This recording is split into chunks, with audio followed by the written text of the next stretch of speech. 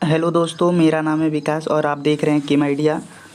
इससे पहले वीडियो में हमने जो है कि धातु और अधातु से 2 वीडियो मैंने अपलोड कर दिया है, जिसमें 15-15 क्वेश्चन थे। आप अगर उसे नहीं देखे हैं तो उसको देख लें। फिर 30 नंबर क्वेश्चन के बाद ये 31 नंबर का क्वेश्चन आपके सामने कुछ इस प्रकार से है। क्वेश्चन है कि अति तनु नाइट्रिक अम्ल, मतलब नाइट्रिक अम्ल हमारे पास है। नाइट्रिक अम्ल का फार्मूला होता है HNO3। तो ये नाइट्रिक अम्ल है, इसकी जो सांद्रता है वो कंसंट्रेशन जो है वो 1% है। सांद्रता 1% है। सांद्रता 1% के साथ हाइड्रोजन गैस उत्सर्जित करता है, मतलब ये क्रिया करता है। नाइट्रिक अम्ल जो होता है, जनरली हम जानते हैं कि नाइट्रिक अम्ल जो है वह मेटल के साथ अभिक्रिया नहीं करता है, पर एक केस में करता है, जब उसकी कंसंट्रेशन 1% हो तब वह Mg और Mn इन दोनों के साथ क्या करता है, रिएक्ट करके हाइड्रोजन गैस को क्या करता है, निकालता है। ठीक है। और बाकी किसी भी मेटल के साथ रिएक्ट नहीं करता है। इसका रीज़न है कि जैसे ही वो हाइड्रोजन गैस को अगर अदर मेटल के साथ रिएक्ट करता है, तो जैसे ही वो हाइड्रोजन गैस को रिलीज करता है, तुरंत वो ऑक्सीजन के संपर्क में आकर के क्या बना लेता है, H2O बना लेता है मेरे भाई। ठीक है। पर ये दो केस हैं, Mg और Mn का। इन दोनों केस में क्या होता है, अगर नाइट्रिक अम्ल की सांद्रता 1% कर दे तो वो हाइड्रोजन नाइट्रिक अम्ल से अभिक्रिया करके वो क्या करेंगे भाई, हाइड्रोजन गैस को रिलीज़ करेंगे। तो आप इसको याद रखेंगे। तो जो ऑप्शन हो जाएगा Mg हो जाएगा और Mn का ऑप्शन होगा तो Mn भी हो जाएगा। तो चलिए दूसरा विकल्प देखते हैं, बी ऑप्शन क्या है। तो दूसरा विकल्प देखिए आपके सामने, पहले में Mg था, दूसरे में Mn भी है, तो ये दोनों सही हो जाएंगे। ठीक है। ए और बी क्या हो जाएंगे, दोनों ऑप्शन क्या हो जाएंगे, करेक्ट हो जाएंगे। तो नाइट्रिक अम्ल से Mg और Mn ये जो हैं अभिक्रिया करते हैं, पर कब, किस कंडीशन में, जब उनकी सांद्रता 1% हो तब। जब उनकी सांद्रता क्या हो, अति तनु हो, मतलब 1% हो तब करते हैं। ठीक है दोस्तों, चलिए अगले क्वेश्चन पे चलते हैं। तो अगला क्वेश्चन है हमारा, अगला क्वेश्चन बोल रहा है कि जब धातुएं नाइट्रिक अम्ल के साथ अभिक्रिया करती हैं तो हाइड्रोजन गैस का उत्सर्जन नहीं होता है, क्योंकि। तो मेरे भाई अभी मैंने बताया कि जैसे कोई मेटल है, जैसे ही नाइट्रिक अम्ल आता है HNO3, तो क्या कर देता है, ये हाइड्रोजन गैस को रिलीज जैसे ही करता है, तो ये नाइट्रिक अम्ल जो होता है प्रबल अपचायक होता है। तो ये करता क्या है, ऑक्सीजन को इसको हाइड्रोजन को ऑक्सीकृत कर देता है H2O में, मतलब H2O में, मतलब हाइड्रोजन को किस में कन्वर्ट कर देता है, H2O में। वो ऑक्सीजन के साथ रिएक्ट करके H2O बना लेता है। तो मेरे भाई इसका रीज़न है कि वो प्रबल क्या होता है, प्रबल ऑक्सीकारक होता है। क्या होता है, प्रबल ऑक्सीकारक, जिसके कारण हाइड्रोजन गैस न रिलीज होकर के वहाँ पे H2O बन जाता है। जैसे ही हाइड्रोजन गैस आता है, ऑक्सीजन से रिएक्ट हो जाता है और H2O बन जाता है। ठीक है मेरे दोस्त। तो इसका जो सही ऑप्शन है वो क्या हो जाएगा, ऑप्शन नंबर ए। चलिए आगे चलते हैं। अगला क्वेश्चन है हमारा कि तनु HCl के साथ, जो HCl है इसके साथ हमको बताना है कि कौन रिएक्ट नहीं करेगा। इन चारों मेटल में कौन सा मेटल है जो अभिक्रिया नहीं करेगा। इन चारों मेटल को भी देखना है आपको अच्छे से और बताना है कि कौन सा मेटल ऐसा है जो अभिक्रिया नहीं करेगा। तो मेरे भाई सक्रियता श्रेणी में हाइड्रोजन के नीचे जितने भी होते हैं, तो हाइड्रोजन के नीचे मैं लिख रहा हूँ कौन कौन से होते हैं। हाइड्रोजन के नीचे मेरे होते हैं कौन से भाई, कॉपर होते हैं। ठीक है, कॉपर। उसके बाद कौन होता है, Hg होता है, मरकरी। उसके बाद हमारा Ag। उसके बाद हमारा क्या होता है भाई, Au। ये कॉपर के ये हाइड्रोजन के नीचे होते हैं। तो ये कभी भी न ही मेटल के साथ, सॉरी, ये कभी भी न ही, ये मैं लिख रहा हूँ, न ही ये कभी भी एसिड के साथ रिएक्ट करेंगे और न ही ये कभी वाटर के साथ रिएक्ट करेंगे, और ये न ही कभी वाटर के साथ भी रिएक्ट नहीं करेंगे। ठीक है, ये कभी भी रिएक्ट नहीं करेंगे, न ही एसिड के साथ और न ही वाटर के साथ। तो इन चारों में से ये चारों मेटल आपको अगर दिख गए कहीं पे, तो समझ लीजिए कि ना तो अम्ल से अभिक्रिया करते हैं किसी, और न ही किसी जल के साथ, न ही जल के साथ अभिक्रिया करेंगे। तो इसमें जो सही ऑप्शन है वो क्या हो जाएगा, कॉपर। क्योंकि देखिए कॉपर पहला ऑप्शन है इसमें, तो कॉपर यहाँ पर भी है। तो हम क्या कहेंगे कि कॉपर जो है वह HCl के साथ अभिक्रिया नहीं करेगा। चलिए अगले क्वेश्चन पे चलते हैं। अगला क्वेश्चन हमारा ये है कि इसमें आपको बताना है कि क्रियाशीलता का सही क्रम क्या है। तो मेरे भाई, तो मैं आपको बताता हूँ, जो सक्रियता श्रेणी है ना, उनकी क्रियाशीलता रखी गई है। तो मैं सक्रियता श्रेणी को यहाँ पे आपके सामने लिख रहा हूँ, तो आप इसको देखिएगा। सबसे पहले आता है मेरा पोटेशियम। ठीक है, फिर उसके बाद आता है सोडियम। ठीक है, उसके बाद आता है कैल्शियम। उसके बाद आता है Mg। ठीक है मेरे दोस्त। उसके बाद आता है एल्युमिनियम, उसके बाद आता है जिंक, ठीक है मेरे दोस्त। उस जिंक के बाद आता है आयरन, जिंक के बाद क्या आता है आयरन, Fe। एक मिनट दोस्तों, यहाँ ना लिख के मैं इधर लिखता हूँ, ये है आयरन, यहाँ पे आयरन, ठीक है। आगे इसके आगे मैं लिख रहा हूँ, जिंक की जगह नहीं है इसलिए मैं यहाँ लिख रहा हूँ आयरन। उसके बाद है टीन, आयरन के बाद क्या है टीन, फिर उसके बाद क्या है लेड, Pb। फिर उसके बाद लेड के बाद हमारा आता है हाइड्रोजन, हाइड्रोजन के नीचे मैंने बताया था क्या क्या आता है भाई, हाइड्रोजन के नीचे copper, Hg, Au, Hg, Ag, Hg के बाद आएगा Ag, Hg, Ag और Au, लास्ट में कौन आएगा Au। मेरे भाई इतने होते हैं। तो इनकी क्रियाशीलता का क्रम क्या होता है, अगर इधर पोटेशियम से हम जिंक की तरफ चल रहे हैं, ऐसे पोटेशियम से जिंक, फिर आयरन, फिर टीन, ऐसे चल रहे हैं, ऐसे सीधे पूरे रहेंगे, ऐसे चल रहे हैं, तो इनकी क्रियाशीलता जो होगी, क्रियाशीलता जो है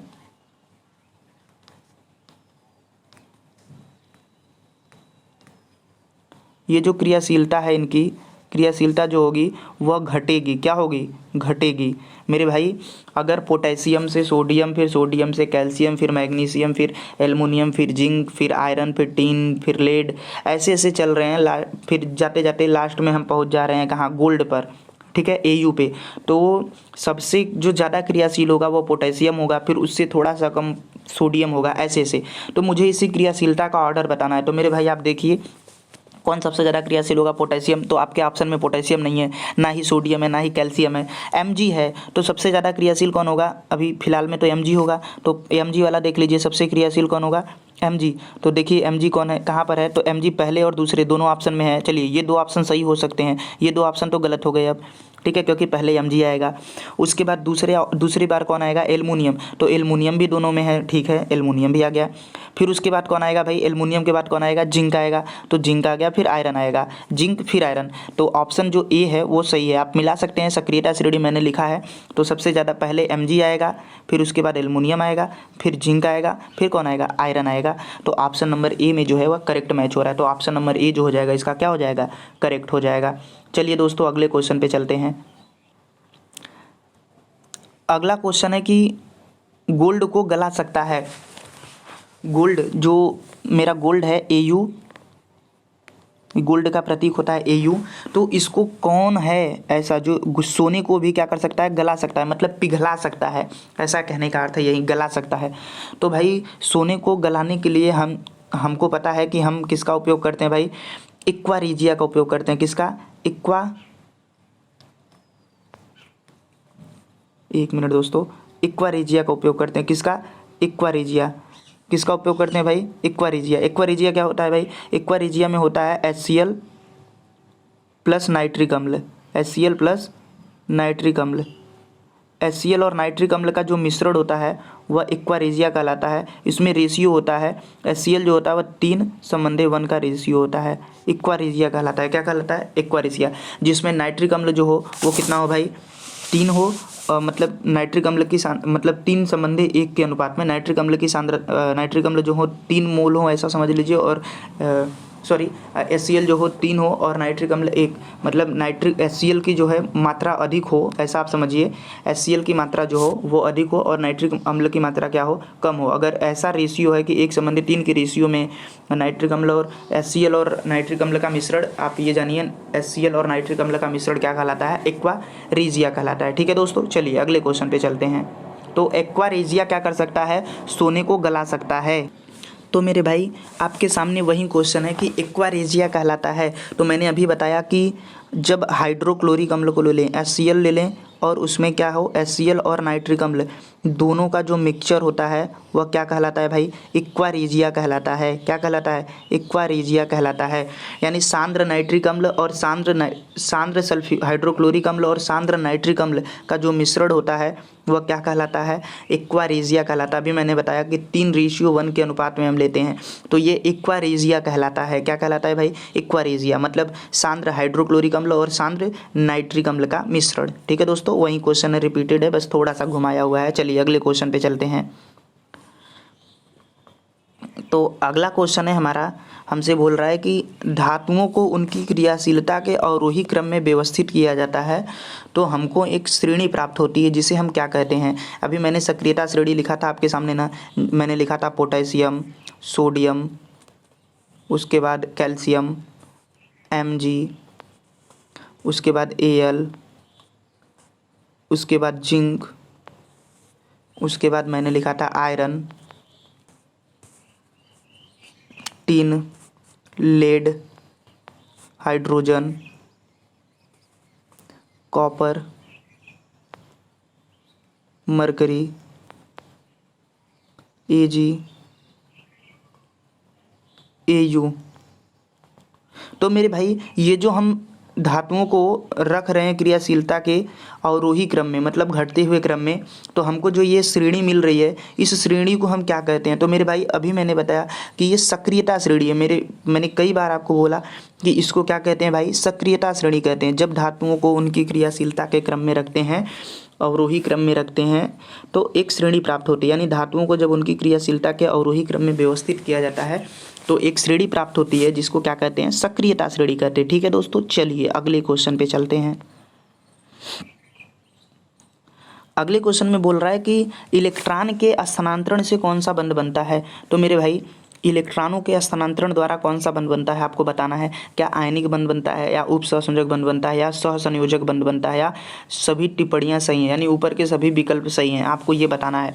तो मेरे भाई इलेक्ट्रॉनों के स्थानांतरण द्वारा हमेशा आयनिक बंध बनता है। कौन सा बंध बनता है, आयनिक बंध। लाइक जैसे मैं उदाहरण देता हूँ, जैसे NaCl है तो इसके बीच में आयनिक बंध है, CaCl2 हो गया और MgCl2 हो गया।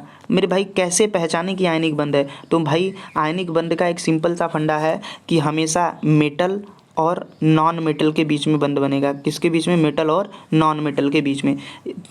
मेरे भाई हमेशा एक मेटल है और एक नॉन मेटल है तो उसके बीच में जो बंध बनता है वह कैसा बंध बनता है, तो वो बंध बनता है आयनिक बंध। कैसा बंध बनेगा भाई, आयनिक बंध। जैसे देखिए इसमें सोडियम जो है वह क्या है, मेटल है, और क्लोरीन जो है वह क्या है, नॉन मेटल है।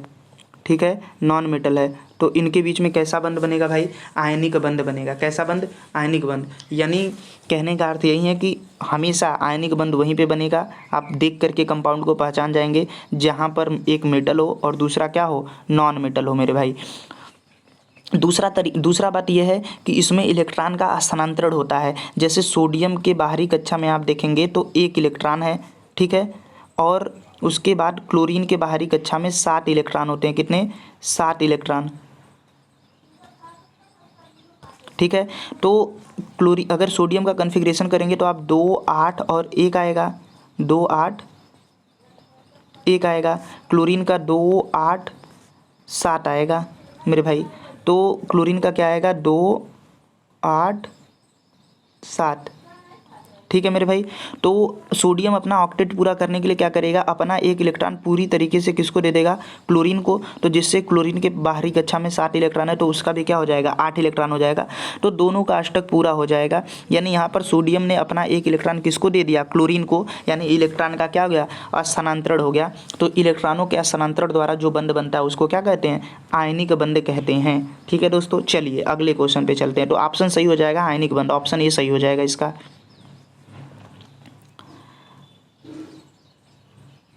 अगला क्वेश्चन है हमारा ये है, आपको क्वेश्चन पढ़िए आप, कि धातुओं और अधातुओं के, धातुओं से अधातु में इलेक्ट्रॉन के, हमसे क्वेश्चन पूछ रहा है कि धातु से अधातु में इलेक्ट्रॉन के स्थानांतरण से बने यौगिक को क्या कहते हैं। तो भाई देखिए, एक धातु है और एक अधातु है। ठीक है, एक धातु है एक और धातु है, तो इससे जो यौगिक बनता है इस यौगिक को क्या कहते हैं मेरे भाई। तो यहाँ पे बंध बता है आयनिक बंध। यहाँ पे कौन सा बंध बनेगा, क्योंकि एक मेटल है एक नॉन मेटल, तो बंध बनेगा आयनिक बंध। और इससे जो यौगिक तैयार होगा उस यौगिक को क्या कहेंगे, मैं आपको ऑप्शन दिखा रहा हूँ, आप ऑप्शन देखिए।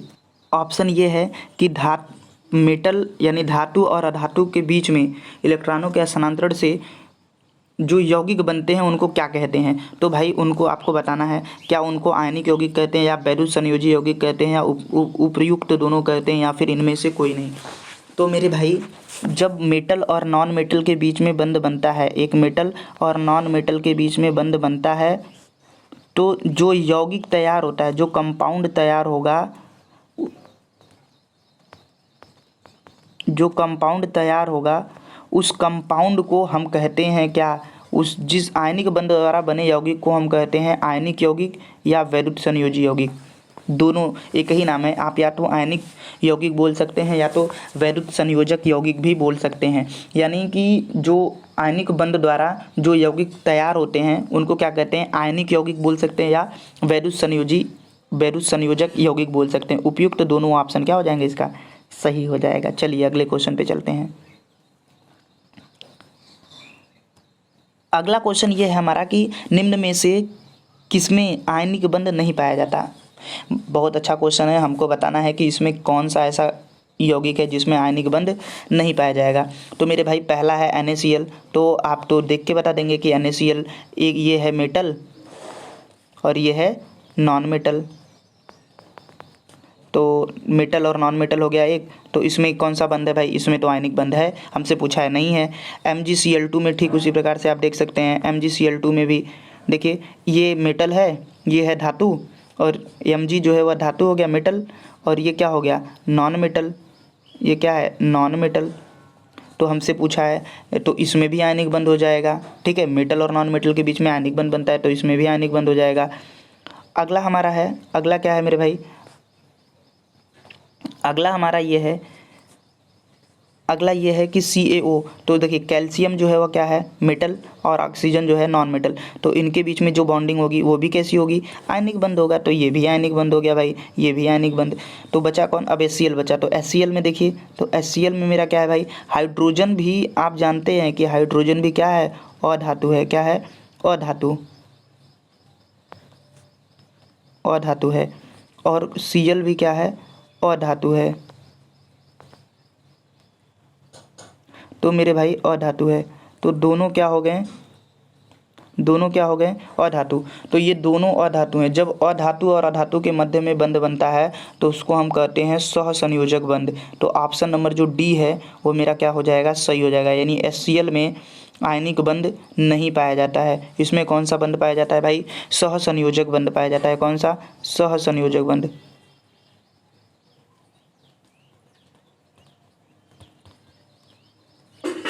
सहसंयोजक बंध।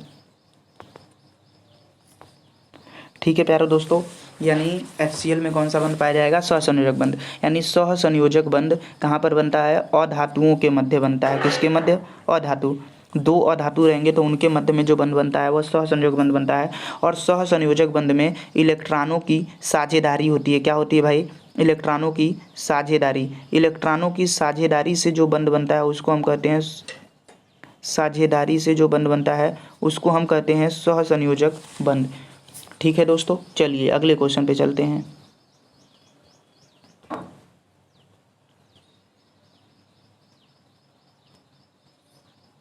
अगला क्वेश्चन है कि आयनिक यौगिक NaCl, LiCl, CaO और MgCl2 के गलनांक का सही क्रम होगा। तो मेरे भाई आपको गलनांक का सही क्रम बताना है। तो मैं आपको बता दूं कि जो CaO है, जो कैल्शियम ऑक्साइड है, इसका जो गलनांक होता है वो सबसे ज़्यादा होता है इन चारों में। किसका, CaO का। तो पहला ऑप्शन तो नहीं हो सकता क्योंकि हमको दिया है MgCl2 का। ठीक है, तो पहला ऑप्शन नहीं है। CaO के बाद जिसका गलनांक आता है वह है MgCl2। कौन है, MgCl2। CaO के बाद किसका गलनांक सबसे अधिक होगा भाई, तो वो होगा MgCl2 का। तो MgCl2 अब आपको किसी में नहीं दिख रहा है। पहले देखिए CaO के बाद NaCl दे दिया है तो ये हो नहीं सकता, और इसमें भी NaCl दे दिया है तो यह भी हो नहीं सकता। तो बचा कौन, बच गया हमारा, सॉरी बच गया कौन, हाँ ये। तो तीसरा ऑप्शन जो है सही है। मतलब सबसे ज़्यादा जो गलनांक होगा वो किसका होगा भाई, कैल्शियम ऑक्साइड का, फिर किसका होगा भाई MgCl2 का, फिर LiCl का, फिर NaCl का। ठीक है दोस्तों, चलिए अगले क्वेश्चन पे चलते हैं।